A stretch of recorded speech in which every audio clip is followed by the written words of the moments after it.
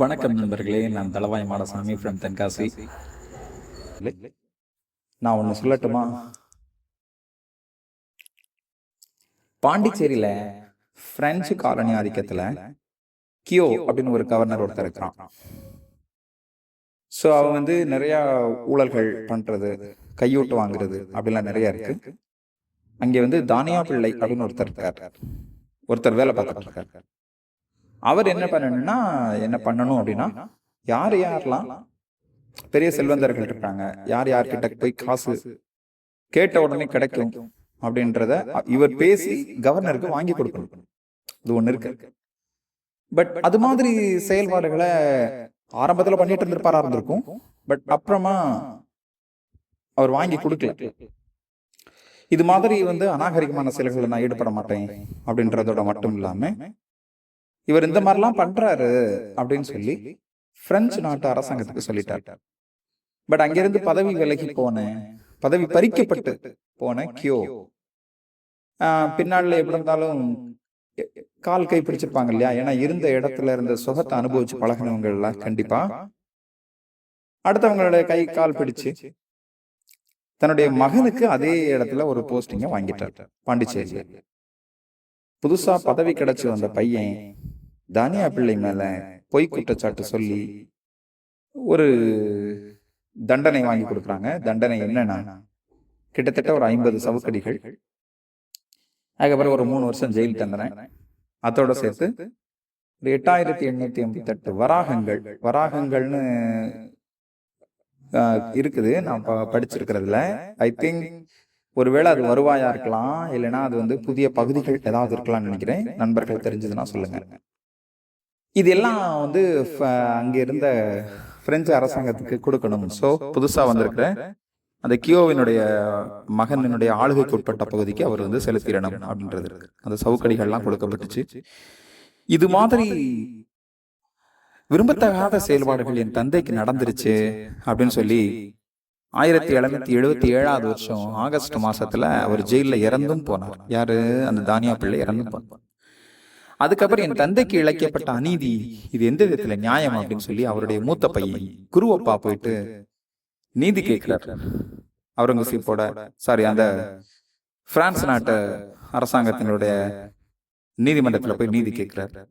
உண்மையிலேயே உங்கள் தந்தைக்கு இழைக்கப்பட்டது தப்புதான், இது ஒரு அநீதி.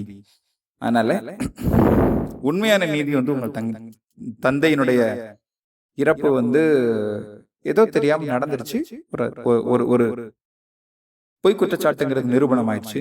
இப்ப நாங்க உங்களுக்கு புதுசா பதவி உயர்வு கொடுத்துடுறோம் அப்படின்றாங்க.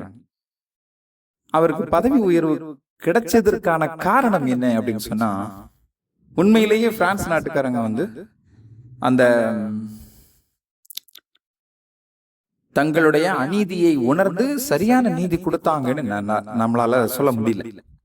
ஏன் அப்படின்னா, இந்த தானியா பிள்ளை இறந்து போன தானியா பிள்ளையினுடைய மூத்த பையன் குருவப்பா இயேசு சபைக்கு மாறிட்டார். சோ ஒரு மத மாற்றம் அங்க நடந்திருக்கு. அதனால அவருக்கு அங்க நீதி கிடைச்சிருக்கு. நீதி வேணும் அப்படின்னு சொன்னா ஏதோ ஒண்ணு நம்ம கண்டிப்பா இழக்க வேண்டியிருக்குல்ல. ஒரிஜினல் உண்மையான ஒரு சாதாரண மனிதனா இருந்திருந்தா கண்டிப்பா அவருக்கான இந்த நீதி கிடைச்சிருந்திருக்குமா? இல்ல ஒரு நீதி வேணும்ன்றதுக்காகவே கூட மதம் மாறுறாங்களே, எத்தனை பேர் வேலைக்காக மதம் மாறுறாங்க? அது ஒண்ணு இருக்கு. சோ காலமாக மறுக்கப்பட்டு வரக்கூடிய நீதி ஏதோ ஒன்றை இழந்தால்தான், அல்லது ஏதோ ஒன்று விரும்பத்தகாததை ஏற்றுக்கொண்டால் தான் அந்த நீதி கிடைக்கும் என்றால் அது இன்றும் அப்படித்தான் இருக்கிறது. முகலாய பேரரசர் ஷாஜகான் இறுதி நாட்களில் ஒரு தாஜ்மஹாலை பார்த்துக்கிட்டே இருக்கணும் அப்படின்னு சொல்லிட்டு அவுரங்கசீப் அவர் ஒரு ஜெயில ஜன்னலுக்கு நேரம் உட்கார வச்சுட்டார். அந்த விஷயம் நமக்கு எல்லாருக்கும் தெரியும். ஆனா இது எனக்கு கஷ்டமா இருக்குடா, நான் கட்டின இந்த மாளிகைக்குள்ள அவர் பாருங்க தாஜ்மஹாலை கட்டிருக்காரு, அந்த ஒரு தடவை கூட அந்த மாளிகைக்குள்ள போகவே இல்லையா. ஏன்னா வெளியில இருந்தே பார்த்து ரசிச்சிருக்காரு. கடைசியில மாளிகையை பார்த்துக்கிட்டே இருந்து சாவு அப்படின்றாரு. இந்த கேப்ல அவருக்கு சேவைகள் செய்யறதுக்காக ஷாஜஹானுடைய மூத்த மகள் ஜெகனாரா பேகம் அவங்க வராங்க. அப்போ எப்படியாவது என்ன இங்க இருந்து ரிலீஸ் பண்ணுமா, நான் ஜஸ்ட் ஒரு வீட்டு வேலைக்கார மாதிரி அந்த தாஜ்மஹாலுக்குள்ளேயே உட்காந்து நான் வெளியில வராமலே வீட்டுக்காவல இருந்து செத்தது மாதிரியே நான் செத்து போயிடுறேன், இங்கிருந்து அதை பார்த்துக்கிட்டே சாகணும்னு சொன்னா என்னால கஷ்டம், நீ அண்ணங்கிட்ட சொல்லி எனக்கு கொஞ்சம் ஏற்பாடு பண்ணேன்றாரு. அந்த ஜெகனாரா போயிட்டு கேட்குறாங்க, நோ நோ நோ, அவன் அங்கே இருக்கட்டும். ஏன்னா எவ்வளவு பெரிய கிங்கு அல்லது ஒரு தந்தை ஒரு மகன்கிட்ட நீதியை எதிர்பார்க்கிறாரு பாருங்க. டே இப்படிலாம் செய்யக்கூடாதுடா, இது அநீதின்னு சொல்லி சொல்லாம சொல்றாரு. மகள் வழியா அங்க ஒரு நீதி கேட்டு அனுப்புறாரு. ஆனாலும் அங்கே நீதி மறுக்கப்படுகிறது. கடைசியில அவர் ஜெயில இறந்தே போறாரு. அந்த ஜெகனாரா கேட்கிறாங்க, தந்தையினுடைய இறுதி ஊர்வலம், அவர் எவ்வளவு பெரிய பெரிய சாம்ராஜ்யத்தினுடைய அரசனா இருந்தவர், நிறைய மாளிகைகள் எல்லாம் கட்டினவர். இந்த முகலாய பேரரசு ஒரு ஒரு சிறந்த அரியணையில் இன்னைக்கு நீ இருக்கிறேன்னு சொன்னா அதுக்கு தந்தையினுடைய பங்களிப்பும் இருக்கிறது, ஒரு காரணமா இருக்கு. அதனால பூக்கள் எல்லாம் தூவணும், அங்கங்கே தங்க நாணயங்கள் கொடுக்கணும், தான தர்மங்கள் நிறைய பண்ணணும் அப்படின்னு சொல்லி பார்த்தானோ அதெல்லாம் பண்ணக்கூடாது. ஒரு சிம்பிளா ஒரு சவ ஊர்வலத்துக்கு என்ன நடத்துவாங்களோ, ஆர்டினரி மனுஷனுக்கு என்ன நடத்துவாங்களோ அதை மட்டும் நடத்தி முடிச்சிருங்க அப்படின்றார் அவுரங்கசீப். நான் சொல்ல வர்றது என்னன்னா, ஷாஜகான் இறந்ததற்கு பிறகும் நீதி கேட்டு காத்திருக்கிறார்.